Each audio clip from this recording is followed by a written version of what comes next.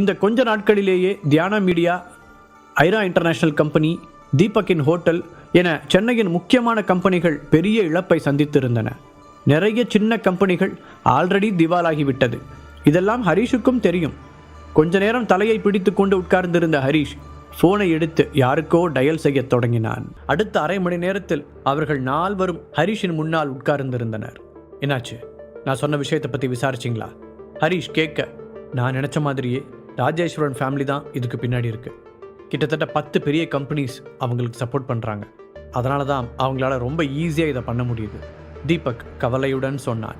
மற்றவர்களின் முகங்களிலும் அதே அளவு கவலை பிரதிபலித்தது. அம்மா, ஏன் எல்லாரும் இவ்வளோ சோகமாக இருக்கீங்க? நாம் இன்னும் திவால் ஆகலை, அதுக்குள்ளே நம்பிக்கையை கைவிட்டுறாதீங்க, ஹரீஷ் சாதாரணமாக சொல்ல அவர்கள் நால்வரும் நம்ப முடியாமல் அவனை பார்த்தனர். என்ன ஹரீஷ், விளையாடுறியா? இந்த நேரத்தில் கூட உன்னால் எப்படி இவ்வளோ தைரியமாக பேச முடியுது?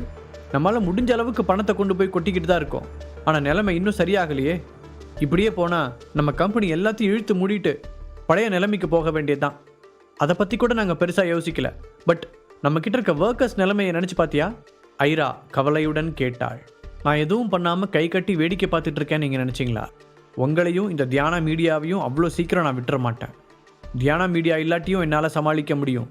இருந்தாலும் இதுதான் என்னோட நியூ லைஃபுக்கான முதல் சாவியாக இருந்துச்சு. அதை நான் கண்டிப்பாக தொலைக்க மாட்டேன். நீங்களும் தைரியமாக இருங்க. ஹரீஷ் நம்பிக்கையுடன் பேசினான்.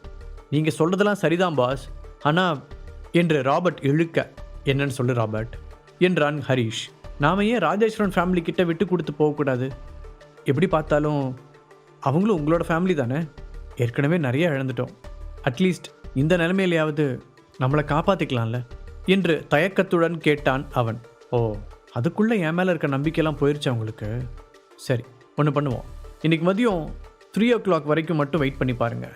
அதுக்கப்புறமும் எதுவும் நடக்கலைன்னா நீங்கள் எங்கே வேணாலும் போகலாம். நான் உங்களை தடுக்க மாட்டேன், ஹரீஷ் இறுக்கமான முகத்துடன் கூற அவர்கள் நால்வரும் தர்ம சங்கடமான முகத்துடன் ஒருவரை ஒருவர் பார்த்து கொண்டனர். பாஸ், நீங்கள் அவசரப்பட்டு எந்த முடிவுக்கு வர வேண்டாம். கண்டிப்பாக நாங்கள் உங்களை விட்டு போக மாட்டோம், பிரசன்னா உறுதியாக கூற மற்றவர்களும் வேகமாக தலையாட்டினார்கள். எனக்கு தெரியும், நான் சும்மா தான் சொன்னேன். நீங்கள் வேணால் பாருங்கள், அப்படி ஒரு சிச்சுவேஷன் வரவே வராது, ஹரீஷ் உறுதியாக கூறினார். மதியம் வரை ஷேர் மார்க்கெட் பழைய நிலைமையிலேயே நீடிக்க அவர்கள் கொஞ்சம் கொஞ்சமாக நம்பிக்கை இழக்கத் தொடங்கியிருந்தார்கள். தியானா மீடியா மொத்தமாக மூழ்கிவிட்டது என்ற முடிவுக்கு பலரும் வந்திருந்தனர்.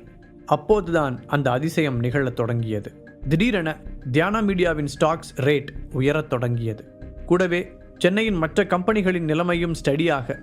அடுத்த சில மணி நேரங்களில் ஹரீஷ் மற்றும் அவனுடைய நண்பர்களின் கம்பெனிகளின் ஷேர்ஸ் கிட்டத்தட்ட 30% விலை கூடியது. 3 மணிக்கு மேல் ஷேர் மார்க்கெட் சம்பந்தப்பட்ட எல்லா இடங்களிலும் இதுதான் பிரேக்கிங் நியூஸாக இருந்தது. ஹரா கம்பெனியின் CEO ராகவ் தியானா மீடியாவிற்கு தன்னுடைய முழு ஆதரவையும் தெரிவிப்பதாக கூறியிருந்தார். அதே போன்று ஆரியன் குரூப் கம்பெனி ஹெட்டும் தியானா மீடியாவை ஆதரிப்பதாக கூற ஷேர் மார்க்கெட் நிலவரம் அப்படியே தலைகீழாக மாறியது. கற்பனை கேட்டாத அளவுக்கு பணம் ஷேர் மார்க்கெட்டில் கொட்டப்பட்டது. கடைசியாக அது க்ளோஸ் செய்யப்படுவதற்கு முன்பாக அவர்களுடைய நிலைமை மொத்தமாக ரிவர்சல் திரும்பி இருந்தது. தியானா மீடியாவின் ஸ்டாக் ரேட் கிட்டத்தட்ட டபுள் மடங்கு கூடியிருந்தது. எனக்கு இதை பார்த்தா ஏதோ கனவு கண்ட மாதிரியே இருக்கு, ராபர்ட் உற்சாகமாக கூறினார்.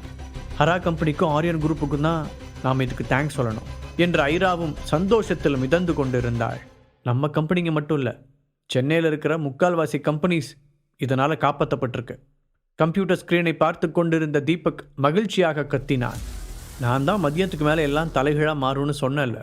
ரோலிங் சேரில் உட்கார்ந்து சுழன்று கொண்டிருந்த ஹரீஷ் அலட்சியமாக கூறினார். ஹரீஷ், இந்த 2 கம்பெனிஸும் எப்படி நம்மளை சப்போர்ட் பண்ண ஒத்துக்கிட்டாங்க? ஐரா குழப்பத்துடன் கேட்டாள். நீங்கள் எல்லாரும் என்னை சந்தேகப்படுறீங்களா? இதை என்னால் நம்ப முடியல, ஹரீஷ் கிண்டலாக கூற அவர்கள் எல்லோரும் உடனே அமைதியாகிவிட்டனர். இனிமே நீங்கள் இதை பற்றியெல்லாம் கவலைப்பட வேண்டாம். ஆனால் இன்னும் கொஞ்ச நேரம் எனக்கு உங்களோட ஹெல்ப் தேவைப்படும். நீங்கள் இங்கே இருந்து இதெல்லாம் கவனமாக பார்த்துக்கோங்க. ஏன்னா ராஜேஸ்வரன் ஃபேமிலி இது அவ்வளோ சாதாரணமாக எடுத்துக்க மாட்டாங்க. எனக்கு கொஞ்சம் வெளியில் வேலை இருக்குது, அதை முடிச்சுட்டு வந்துடுறேன், ஹரீஷ் சொல்ல அவர்களும் உற்சாகமாக சம்மதித்தனர். இந்த கொஞ்ச நாட்களாக ராஜேஸ்வரன் குடும்பத்தால் நடத்தப்பட்ட ஷேர் மார்க்கெட் குழப்பம் அக்ஷராவின் ஜுவல்லரி ஷாப்பை மட்டும்தான் நேரடியாக பாதிக்கவில்லை.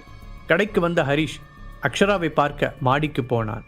ஹரீஷ், ஒரு வழியாக நீங்கள் வந்துட்டீங்களா? உங்களுக்காக நான் எவ்வளோ நேரம் வெயிட் பண்ணிகிட்டு இருந்தேன் தெரியுமா? அக்ஷராவின் கண்களில் ஒரு ஆர்வம் தெரிந்தது. அதை கண்டுகொள்ளாத ஹரிஷ், சாரி அக்ஷரா, எனக்கு கொஞ்சம் ஒர்க் லோட் ஜாஸ்தியாக இருந்துச்சு, அதனால தான் இந்த பக்கம் வர முடியல. ஹரிஷ் மன்னிப்பு கேட்டான். பரவாயில்ல ஹரிஷ், இதையா நீங்கள் தேடிக்கிட்டு இருந்தீங்க? கேட்ட அக்ஷரா அவனிடம் 2 புத்தகங்களை கொடுத்தாள். ஆமாம் என்று தலையசைத்த ஹரிஷ் அதிலிருந்து ஒரு புத்தகத்தை எடுத்து புரட்ட ஆரம்பித்தான். நிறைய ஸ்டோன்ஸ் வெறும் அலங்காரத்துக்காக மட்டும்தான் யூஸ் பண்ணப்படுது. பட் ஒரு சில ஸ்டோன்ஸ் மட்டும் நம்மளை ஃபிசிக்கலாகவும் மென்டலாகவும் ஹெல்த்தியாக வச்சுக்க ஹெல்ப் பண்ணுறதா நிறைய பேர் உறுதியாக நம்புகிறாங்க. அதில் எந்த அளவுக்கு உண்மை இருக்குன்னு எனக்கு தெரியல. ஆமாம், நீங்கள் எதை பற்றி தெரிஞ்சுக்க விரும்புகிறீங்க? அக்ஷரா கேட்க. பர்டிகுலராக எதை பற்றியும் இல்லை அக்ஷரா, எனக்கு சடனாக இதில் ஒரு இன்ட்ரெஸ்ட், அவ்வளோதான், வேற ஒன்றும் இல்லை. ஹரிஷ் எந்த ரியாக்ஷனும் இல்லாமல் பதில் சொன்னான். அக்ஷரா புரிந்தது என்பது போல தலையாட்டினாள். கொஞ்ச நேரம் அமைதியாக இருந்த அவள் ஹரிஷ் புத்தகத்தில் மூழ்கிவிட்டதை கவனித்தாள். அன்னைக்கு எங்கள் அப்பா உங்களை சந்தேகப்பட்டதுக்காக உங்ககிட்ட சாரி கேட்டுக்கிறேன், அவள் திடீரென்று கூற, ஹரிஷ் புத்தகத்தில் இருந்து தலையை உயர்த்தி அவளை பார்த்தான். இருவருக்குள்ளும் ஒரு சங்கடமான அமைதி நிலவியது. அது பரவாயில்ல அக்ஷரா, என்னால் புரிஞ்சிக்க முடியுது என்றான் ஹரிஷ். அவன் சாதாரணமாக முடித்துவிட அக்ஷராவிற்குத்தான் ஏமாற்றமாக இருந்தது. நான் இந்த புக்ஸை என் வீட்டுக்கு எடுத்துகிட்டு போய் படிச்சுட்டு வந்து திருப்பி தரவா? ஹரிஷ் கேட்க. தாராளமா என்றாள் அக்ஷரா. அங்கிருந்து ஹரிஷ் நேரடியாக அவனுடைய ஃப்ளாட்டிற்கு செல்ல சந்தனா இன்னும் வந்திருக்கவில்லை. அவள் ஆஃபீஸில் இருந்து இன்னும் வரவில்லை என்பதை புரிந்து கொண்ட ஹரிஷ் ஸ்டடி ரூமிற்குள் போனான். அக்ஷராவிடம் கடனாக வாங்கி வந்திருந்த புத்தகத்தையும் தன் பாக்கெட்டில் இருந்த வளையலையும் எடுத்து வைத்தவன் அதை பற்றி அந்த புத்தகத்தில் தேட ஆரம்பித்தான். கடைசியாக அவன் தேடுவதை கண்டுபிடித்தான். ஹெர்பல் மெடிசன் எப்படி ஒருவருக்கு சக்தியையும் பலத்தையும் தருகிறதோ அதே போல சில வித்தியாசமான கற்கள் அந்த சக்தியை அதிகரிக்க உதவுவதாக அதில் எழுதியிருந்தது. அந்த புத்தகத்தில் இருந்த விஷயங்கள் ரொம்ப பழமையானது என்பதால் நார்மலான ஒருவரால் அவ்வளவு சுலபமாக படித்துவிட முடியாது. ஆனால் கையில் அந்த வளையலை வைத்திருக்கும் போது புத்தகத்தில் கவனத்தை குவித்து படிப்பது எளிதாக இருப்பதை ஹரிஷ் உணர்ந்தான். அந்த புத்தகத்தில் அவன் சந்தேகப்பட்டது போலவே அந்த கல்லின் பெயர் டாமலின் ஸ்டோன் என்றுதான் குறிப்பிடப்பட்டிருந்தது. ஹரிஷும் மற்றவர்களும் தான் அதை இத்தனை நாளாக மரகத கல் என்று நினைத்து கொண்டிருந்தார்கள். ஹரிஷ் இன்னும் தீவிரமாக அந்த புத்தகத்தில் உள்ள விஷயங்களை ஆழ்ந்து படித்தான். அவனுக்கு புரியாத நிறைய விஷயங்களை அந்த புத்தகம் தெளிவாக விளக்கியிருந்தது. அடுத்த 5 நாட்கள் கண் சிமிட்டும் நேரத்தில் பறந்துவிட இந்த நாட்களில் ஹரிஷ் தவறாமல் தியானா மீடியாவிற்கு போனான். அதன் முன்னேற்றத்தில் விடாமல் கவனம் செலுத்தினான். சாயந்தர நேரத்தில் தங்களுடைய ஃப்ளாட்டிற்கு திரும்பி வரும் ஹரிஷ் சந்தனாவுடன் சேர்ந்து பக்கத்தில் இருக்கும் பார்க்கில் நடந்துவிட்டு வருவான். அப்படி ஒரு நாளில், சந்தனா, அந்த கார்த்தியும் அனுராதா பாட்டியும் இப்போ உங்ககிட்ட ஒன்றும் பிரச்சனை பண்ணல? ஹரிஷ் அக்கறையுடன் கேட்டான். அதெல்லாம் ஒன்றும் இல்லை ஹரி, அதான் ஷேர் மார்க்கெட்டில் இருந்த பிரச்சனை சரியாயிடுச்சுல்ல, அதுக்கப்புறம் அவங்களால என்ன பண்ண முடியும்? தனியாக இருக்கும்போது எனக்கு கொஞ்சம் பிரெயின் வாஷ் பண்ண ட்ரை பண்ணாங்க, பட் நான் சிக்கலை.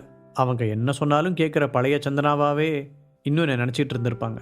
இனிமே அவங்களோட குள்ள நரித்தனம் எல்லாம் என்கிட்ட பலிக்காதுன்னு இந்நேரம் புரிஞ்சிருக்கும், அவள் உற்சாகமாக கூறினாள். அவளுடைய உற்சாகத்தை பார்த்து ஹரிஷுக்கும் மகிழ்ச்சியாக இருந்தது. இனிமே தான் நீ முன்னை விட ஜாக்கிரதையாக இருக்கணும் சந்தனா, அவங்க கண்டிப்பாக முயற்சியை கைவிட மாட்டாங்க, இந்த வழி இல்லாட்டி இன்னொரு வழியில் வருவாங்க. அவளுடைய கைகளை இறுக்கமாக பிடித்து கொண்டு அவன் கூற, அதான் நீ என் கூட இருக்கல ஹரி, அப்புறம் எனக்கு என்ன பயம்? சந்தனா சொல்ல ஒரு பக்கம் ஹரிஷுக்கு ரொம்ப சந்தோஷமாக இருந்தது.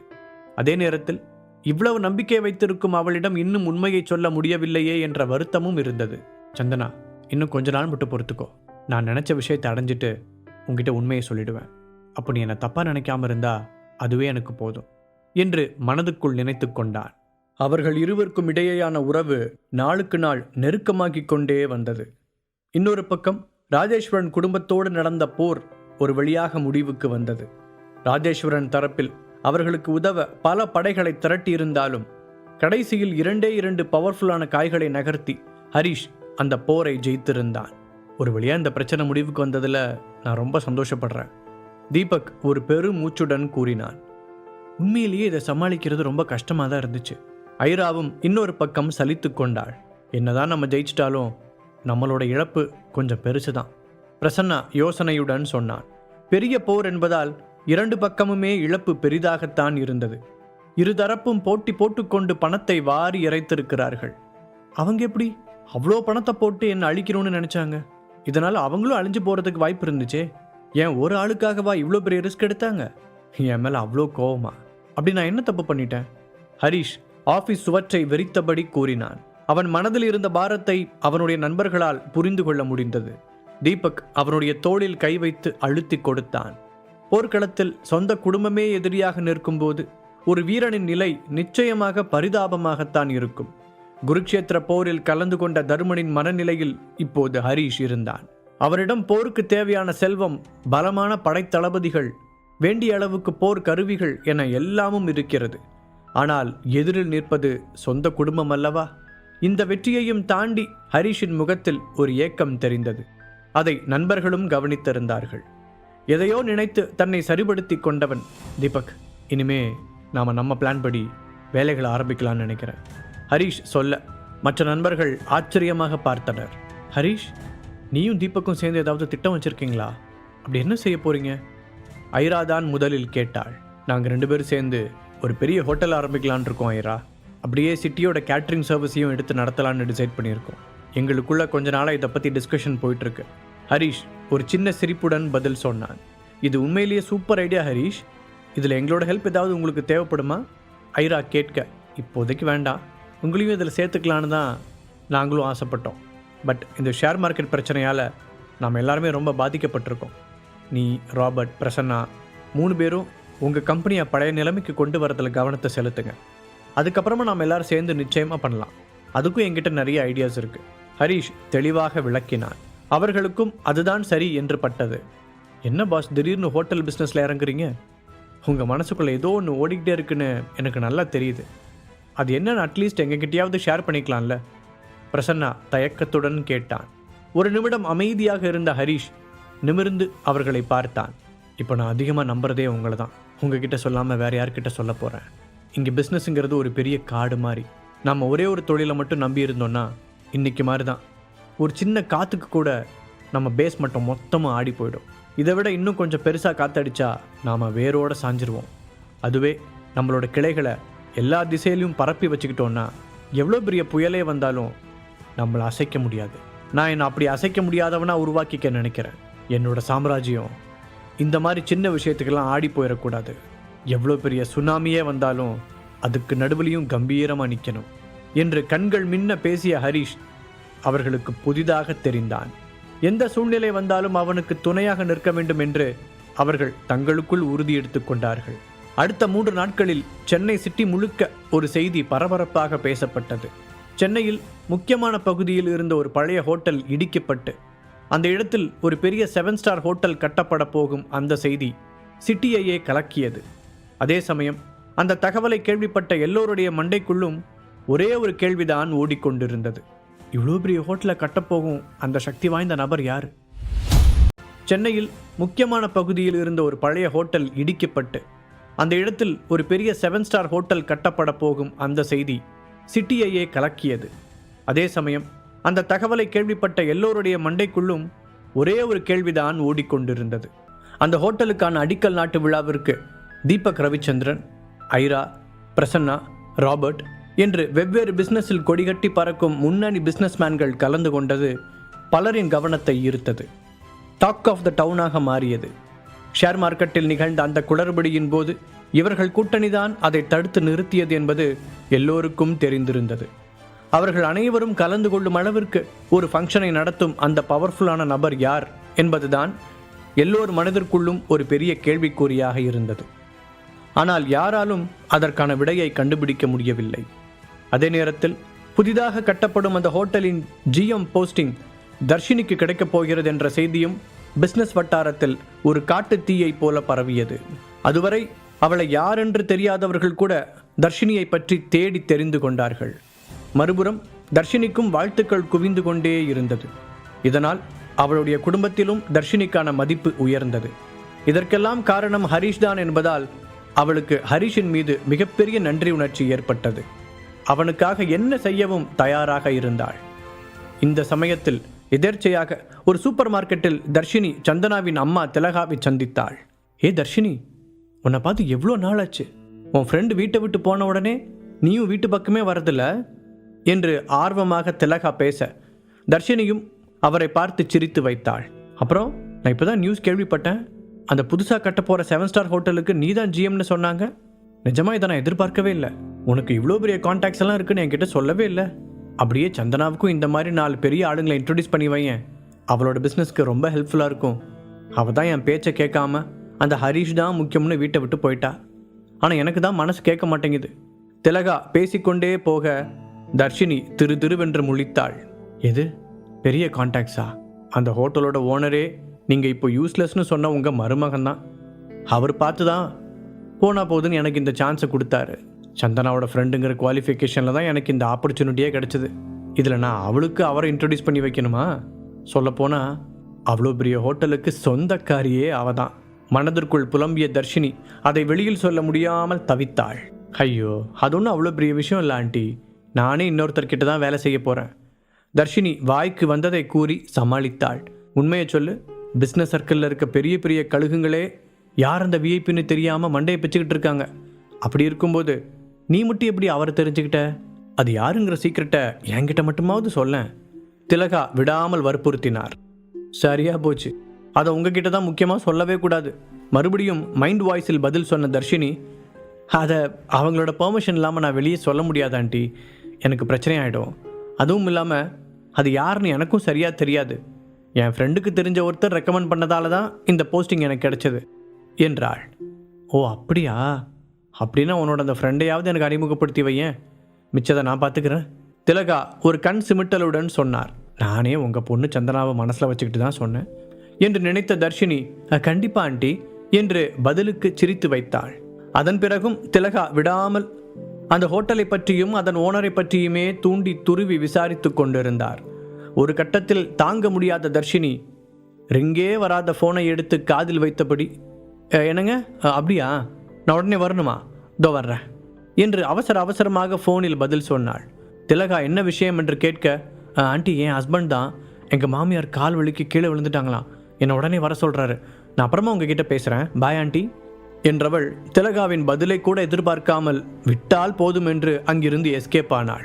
என்ன இந்த பொண்ணு சூப்பர் மார்க்கெட் வந்துட்டு எதுவுமே வாங்காமல் போகுது, பாவம் மாமியாருக்கு அடிபட்டுருச்சுங்கிற கவலையில் அதை கூட மறந்துட்டு போகுது, மாமியார் மேலே ரொம்ப பாசம் போல என்று திலகா தனக்குத்தானே பேசிக்கொண்டார்.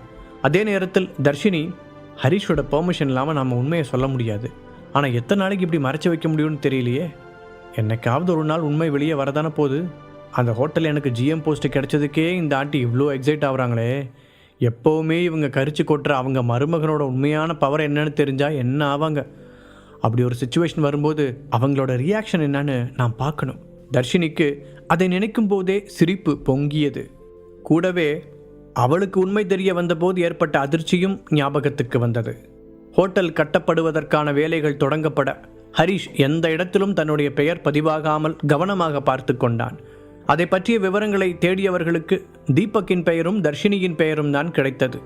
தீபக் ஏற்கனவே ஒரு 5 ஸ்டார் ஹோட்டலின் ஓனர் என்பதால் அவன் இதில் பார்ட்னராக இருப்பது யாருக்கும் வித்தியாசமாக தெரியவில்லை. அதே சமயம் அந்த ஹோட்டலின் இன்னொரு முக்கியமான பார்ட்னர் யார் என்பதை அவர்கள் சீக்கிரட்டாக வைத்திருந்தது மற்றவர்களின் ஆர்வத்தை அதிகப்படுத்தியது. அந்த நிழல் மனிதனுக்கு அவர்களாக உருவம் கொடுக்க தொடங்கினார்கள். தியானா மீடியா, புதிய ஹோட்டலுக்கான தொடக்க வேலைகள் என்று பிஸியாக இருந்த ஹரிஷ் அப்போதுதான் தன்னுடைய ஃப்ளாட்டிற்கு திரும்பி வந்திருந்தான். அன்றைக்கு அந்த ஸ்டோனை பற்றி ஆராய்ச்சியை பாதியில் விட்டு இருந்தது ஞாபகம் வர அதை பற்றி நெட்டில் சர்ச் செய்து பார்த்து கொண்டிருந்தான். அப்போது ரூம் கதவை நீக்கி கொண்டு உள்ளே வந்த சந்தனா, என்னப்பா இன்னைக்கு சீக்கிரம் வந்துட்ட போல என்று கேட்க பளிச்சென்ற ஸ்மைலுடன், ஆமாம் பேபி என்றான் ஹரிஷ். அவனுடைய அந்த அழகான சிரிப்பை பார்த்ததும் சந்தனாவிற்கும் உற்சாகமாக இருந்தது. ஹரிஷ், உங்ககிட்ட நான் ஒன்று கேட்பேன், கண்டிப்பாக நீ அதுக்கு ஓகே தான் சொல்லணும். சந்தனா எதிர்பார்ப்புடன் சொல்ல அதை பார்த்து ஹரிஷுக்கு சிரிப்பு தான் வந்தது. என்ன பேபி, சின்ன பிள்ளை மாதிரி, என்ன விஷயம்னு சொல்லு, இது வரைக்கும் நீ எதை கேட்டு நான் மாட்டேன்னு சொல்லியிருக்கேன். அவன் பதிலை கேட்டு சந்தனாவின் முகம் வெட்கத்தில் சிவந்தது. நீ இப்படியே டைவர்ட் பண்ணுனா நான் பேச வந்த விஷயத்தையே மறந்துடுவேன். எங்கள் எல்லாரையும் ஒரு ஈவெண்ட்டுக்கு இன்வைட் பண்ணியிருக்காங்க, அதுக்கு நீயும் வந்தேன்னா நல்லாயிருக்கும் சொல்லிவிட்டு சந்தனா ஆர்வத்துடன் அவனது முகத்தையே பார்த்தாள். எல்லாரையும்னா? ஹரிஷ் கேள்வியுடன் புருவத்தை உயர்த்த, அதான் ஏஜே ஃபேமிலியில் இருக்கிற எல்லாரையும். அவளுடைய குரல் வழக்கத்தை விட மெதுவாகத்தான் வெளிவந்தது. சரி, என்ன ஈவெண்ட்? அவன் அடுத்த கேள்வியை கேட்டான். அது ஷேர் மார்க்கெட்டில் நடந்த பிரச்சனையால் ஏஜே கம்பெனியில் நிறைய லாஸ் ஆகிடுச்சின்னு உனக்கே தெரியும்ல, அந்த மாதிரி இன்னொரு தடவை நடக்காமல் இருக்க வேறு சில பிஸ்னஸ்லேயும் இன்வெஸ்ட் பண்ணலான்னு முடிவு பண்ணியிருந்தோம். அப்போ தான் ஒரு ஃபேமஸான ரியல் எஸ்டேட் கம்பெனிலேருந்து பெட்டர் ஆஃபர் வந்துச்சு. அவங்க நிறைய பணக்கார குடும்பங்களை ஒன்றா சேர்த்து ஒரு பெரிய ப்ராஜெக்டில் இன்வெஸ்ட் பண்ண வைக்க போகிறாங்க. அது நல்ல ஐடியாவாக இருக்கவும் பார்ட்டி அக்செப்ட் பண்ணிக்கிட்டாங்க. இப்போ அந்த ரியல் எஸ்டேட் கம்பெனி தான் ஒரு ஈவெண்ட் ஏற்பாடு பண்ணியிருக்காங்க. சந்தனா எக்ஸ்பிளைன் செய்தாள். இதுக்கு நான் கண்டிப்பாக வரணும்னு நீ நினைக்கிறியா பேபி? ஹரிஷ் யோசனையுடன் கேட்டான். ஏற்கனவே அவளுடைய ஃபேமிலியில் இருப்பவர்களில் முக்கால்வாசி பேருக்கு ஹரிஷை பிடிக்காது. அப்படி இருக்கும்போது அவர்களோடு சேர்ந்து எப்படி சகஜமாக ஒரு ஈவெண்ட்டில் கலந்து கொள்வது என்று யோசித்தான். இல்லை ஹரி, இப்போ என்கிட்ட தான் ஏஜே கம்பெனியோட 60% ஷேர்ஸ் இருக்குது. ஸோ நான் தான் நம்ம ஃபேமிலியை ரெப்ரசன்ட் பண்ண போகிறேன். அதனால் என்னோடய ஹஸ்பண்டாக நீயும் கலந்துக்கிறது தான் நல்லாயிருக்கும். அதுவும் நீ இல்லாமல் தனியாக போக எனக்கு விருப்பம் இல்லை. ப்ளீஸ் ஹரி, நீ கண்டிப்பாக வரணும். நாங்கள் இந்த மாதிரி கேம்பிங் எல்லாம் போனதே இல்லை. சந்தனா ஏக்கத்துடன் கேட்டாள். பேபி, இதுக்கெல்லாம் நீ என்கிட்ட கெஞ்சணும்னே அவசியம் இல்லை. சரி, நாம் எப்போ போகணும்? ஹரிஷ் ஒரு பெரிய சிரிப்புடன் கேட்டான். நாளைக்கு. அவளுக்கும் அந்த சந்தோஷம் தொற்றியது. ஆனால் அதுக்கு முன்னாடி ஒரு வேலை இருக்குது. நானும் இத்தனை நாள் இதை கவனிக்காமையே விட்டுட்டேன். நீ எப்போ பார்த்தாலும் ஏன் இன்னும் அந்த பழைய மாடல் ட்ரெஸ்ஸையே போட்டுட்ருக்க? ஆஃபீஸ் போகும்போது மட்டும்தான் ப்ராப்பராக ட்ரெஸ் பண்ணிக்கிற. மற்ற நேரம்லாம் இப்படி தான் சுற்றிக்கிட்டு இருக்க. முதல்ல இந்த ட்ரெஸ்ஸிங் ஸ்டைலை மாற்றணும். சந்தனா சலித்து கொண்டாள். ஆனால் சந்தனா, எனக்கு இதுதான் கம்ஃபர்டபுளாக இருக்குது. நாளைக்கு கேம்பிங் தானே போகிறோம், அதுக்கு இதுவே போதுமே என்றான். ஹரிஷ் காலேஜ் படிக்கும் போதிருந்தே ட்ரெஸ் விஷயத்தில் நார்மலாகத்தான் இருப்பான். அதனால்தான் அவன் அவ்வளவு பெரிய பணக்கார குடும்பத்தைச் சேர்ந்தவன் என்பது அவனுடன் படித்தவர்களுக்கு கூட தெரியாது. ஃபேமிலி ஃபங்க்ஷன், ஆஃபீஸ் மீட்டிங் என்று முக்கியமான நிகழ்வுகளுக்கு மட்டும்தான் பிராண்டட் ட்ரெஸ் பக்கம் போவான். மற்ற சமயங்களில் ஒரு நார்மல் டிஷர்ட், ட்ராக் பேண்ட் இதுதான் அவனுடைய ஸ்டைலாக இருந்து வந்தது. இத்தனை நாள் இருந்த சிச்சுவேஷனில் சந்தனா அதை பெரிதாக கவனித்ததில்லை. ட்ரெஸ்ஸை வைத்தே கார்த்திக் பல சமயங்களில் ஹரிஷை மட்டம் தட்டி பேசுவான். ஆனால் ஹரிஷ் அதை கண்டுகொள்ளவே மாட்டான். அவனை பொறுத்தவரை ட்ரெஸ் என்பது அவரவருடைய தனிப்பட்ட விருப்பம் சார்ந்தது.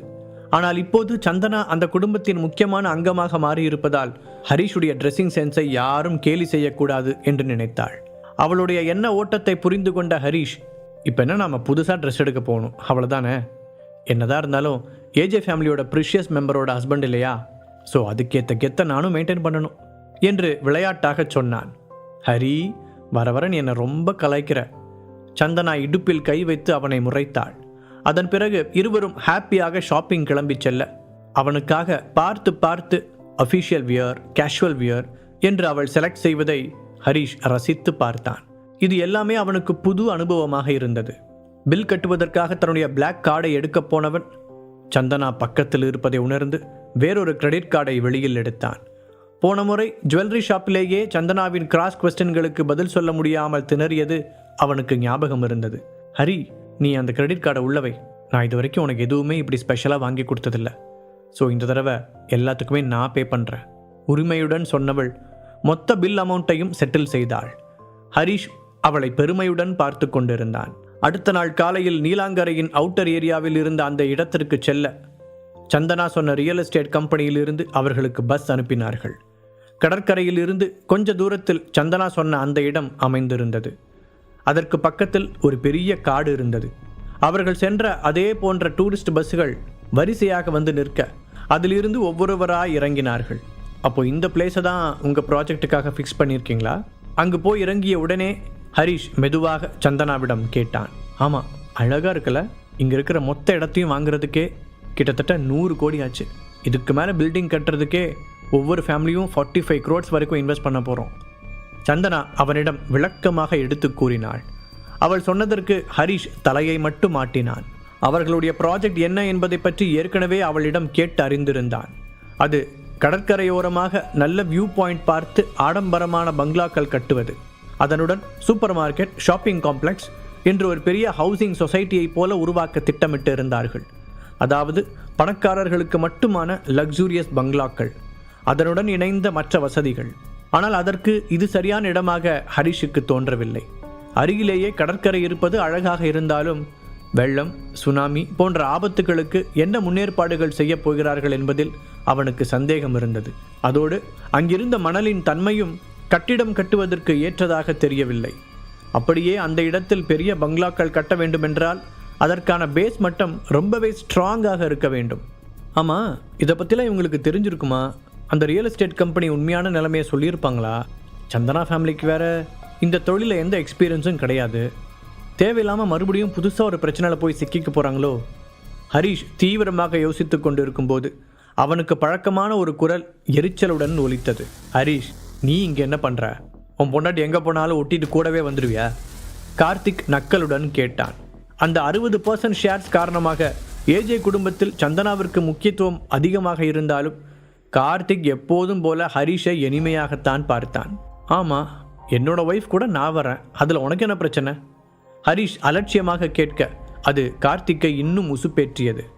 அதுவும் சரிதான், இங்கே வந்தால் தானே ஓசியில் நல்ல சாப்பாடெல்லாம் கிடைக்கும், இல்லாட்டி உன்னால் எப்படி இந்த மாதிரி இடத்துக்கெல்லாம் வர முடியும்? கார்த்திக் ஹரிஷை வேண்டுமென்றே வம்பிழுத்தான். ஏண்டா, உனக்கெல்லாம் எத்தனை தடவை மிதி வாங்கினாலும் அறிவே வராதா? எப்படி முன்னாடிப்பட்ட அவமானத்தெல்லாம் சுத்தமாக தொடச்சி போட்டுட்டு அடுத்தவனை கிண்டல் பண்ண வந்துடுறான்னு தெரியல. மைண்ட் வாய்ஸில் அவனை திட்டிய ஹரிஷ் வெளியில் எதுவும் பேசாமல் அமைதியாக நின்றான். இவெல்லாம் ஒரு ஆளா என்பது போலத்தான் ஹரிஷின் மனநிலை இருந்தது. ஆனால் அவனே எதிர்பார்க்காத ஒரு விஷயம் அப்போது நடந்தது. பாக்கெட் எஃப்எம் ஆப்பை டவுன்லோட் பண்ணி கிங் ஆடியோ சீரீஸை கேட்க ஸ்டார்ட் பண்ணுங்க. லிங்க் டிஸ்கிரிப்ஷனில் கொடுக்கப்பட்டுள்ளது.